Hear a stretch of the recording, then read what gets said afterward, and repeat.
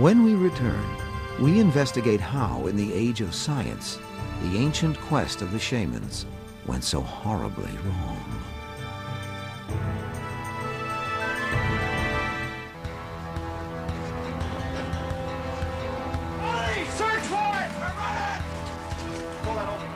Today, the nations of the earth are fighting a desperate battle against a deadly enemy.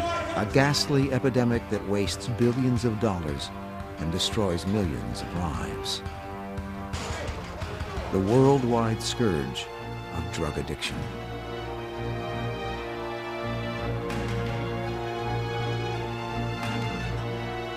How can societies commanding the power of science be so helpless against substances which ancient peoples controlled for centuries?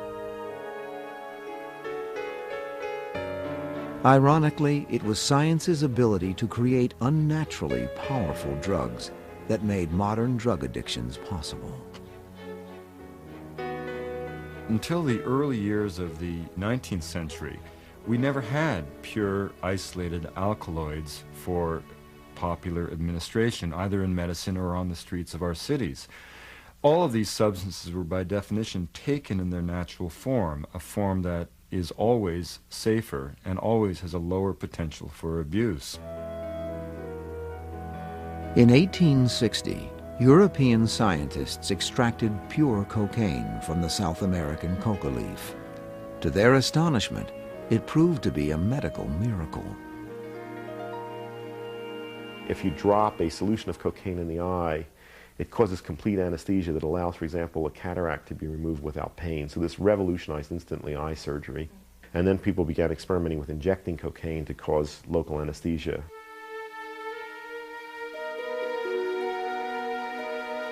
Cocaine might have remained a merely useful anesthetic had it not found a powerful champion, Sigmund Freud. Woe unto you, my princess, when I come. I will kiss you quite red, you shall see. A big wild man who has cocaine in his body. In my last severe depression, I took coca again, and a small dose lifted me to the heights in a wonderful fashion. Sigmund Freud to his fiancée, 1884.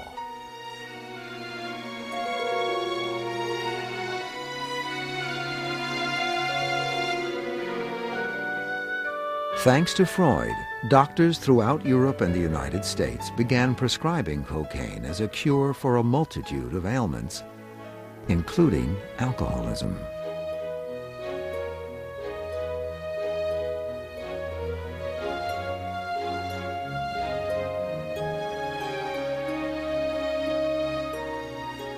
In 1886, at the height of the cocaine craze, an enterprising Atlanta druggist named John S. Pemberton began selling it in a potent liquid form. Pemberton named his new drug after its two principal ingredients, coca and cola.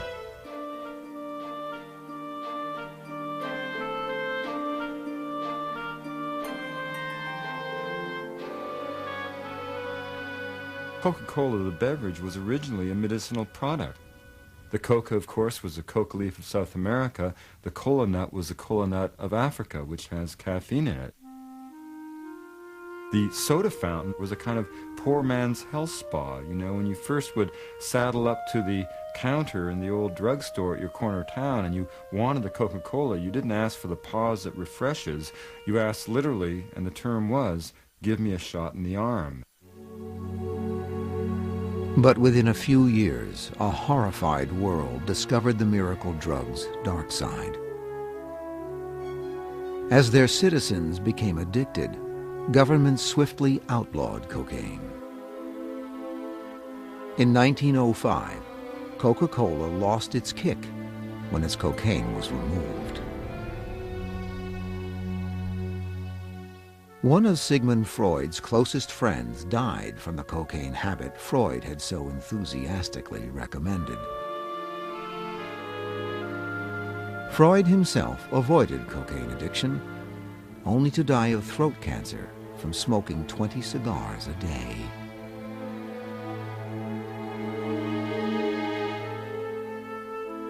Incredibly, scientists ignored the dangers of creating unnaturally powerful drugs. Heroin was invented in 1898 and was prescribed for 2 years as a safe cough suppressant that had none of the addictive properties of morphine.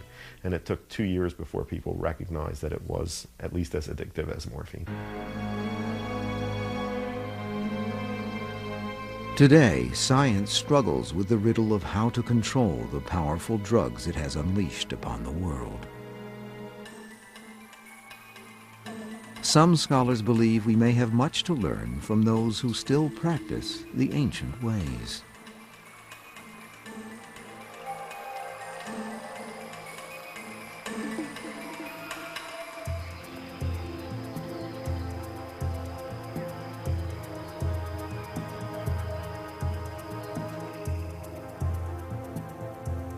Pablo Amaringo is an artist who lives in the Peruvian Amazon. For years, he was a powerful shaman who took drugs to enter the spirit world and stood face to face with the inhabitants of a reality beyond our senses.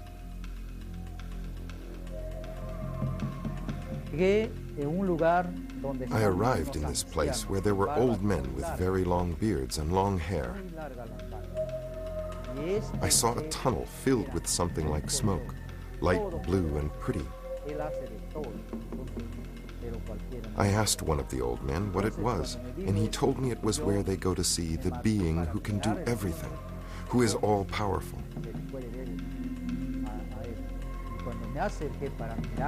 I went to look through the tunnel, but when I got close to it, I felt completely burned up, like I could no longer live. That is why I have retired, because of fear. I never want to think again about seeing God. To make his sacred journeys, Pablo Amaringo took a hallucinogenic drug made from the ayahuasca vine, which grows throughout the Amazon. But he insists that in the end, it was years of self-discipline, not the instant visions of drugs, that gave him his extraordinary spiritual power.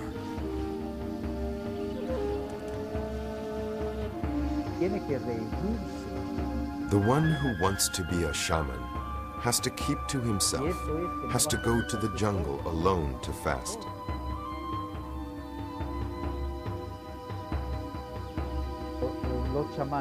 When shamans are not very experienced, they have to take the ayahuasca to be able to see in the trance. But when we are already experienced, when we are very, very strong, there is no longer any need.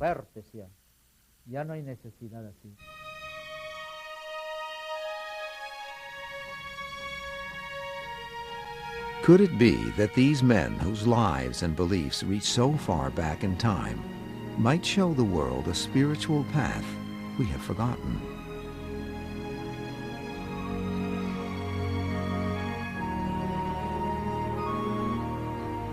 When we lose the ritual use of intoxicants, that's when we get into trouble.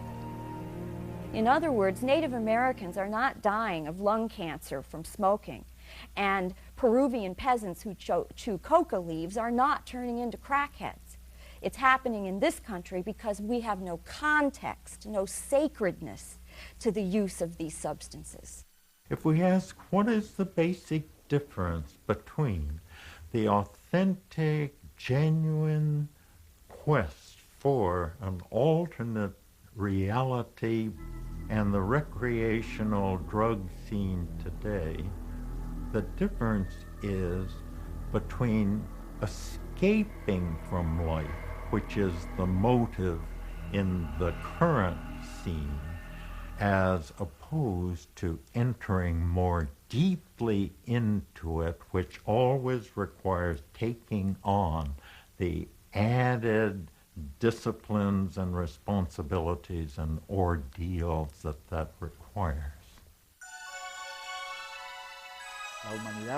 The spirits are around us. They are looking at everything we do. They are always with us to direct us to many good things.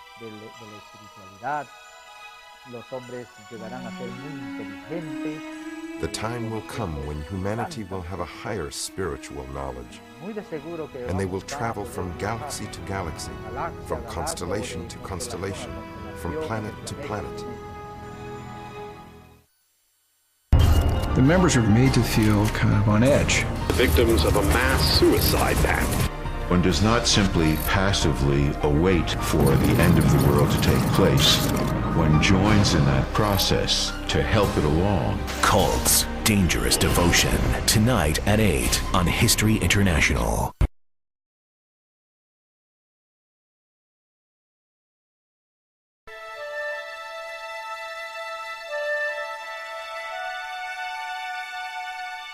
Since ancient times, human beings all over the world have embarked on an astonishing and dangerous quest.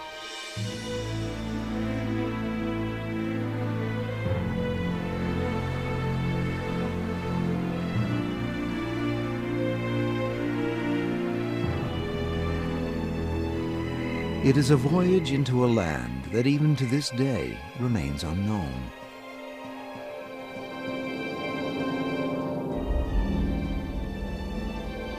A place of fantastic sights and sounds. A realm of sublime and terrifying creatures, where the laws of physics are ignored. It is a quest into the hidden mysteries of the human mind. The search for an altered state of consciousness, a sacred reality beyond what our senses can perceive. People do, all over the world, ubiquitously in human culture, seek some means to get out of the everyday state of consciousness and reality. And that desire to do that is so common in the human experience that it almost has to be seen as part of the basic human appetite. The quest for a world beyond our senses is one of the oldest and deepest yearnings of mankind. There is intriguing evidence that at the dawn of our earliest cultures, human beings were already experts at journeying beyond everyday consciousness.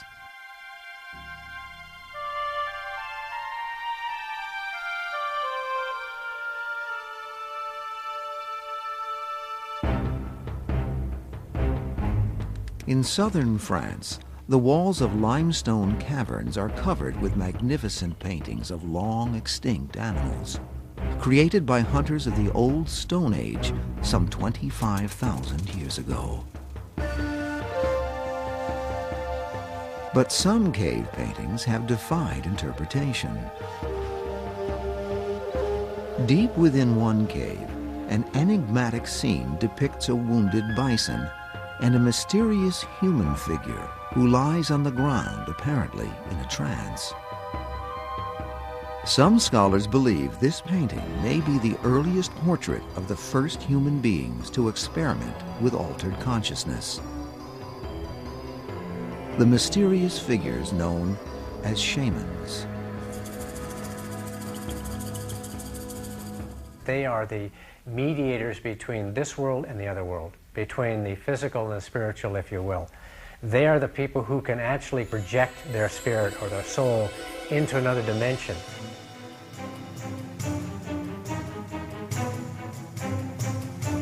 How have the shamans and those who follow them made their perilous, mind-bending journeys to the land of visions and gods?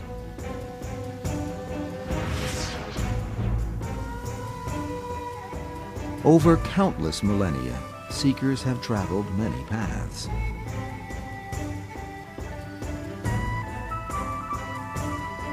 Native Americans often induced visions by fasting in the wilderness or by torturing themselves in rites of pain.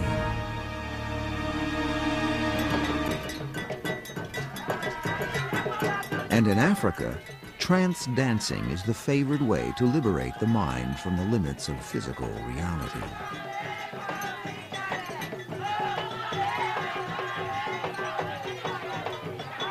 Africans say, you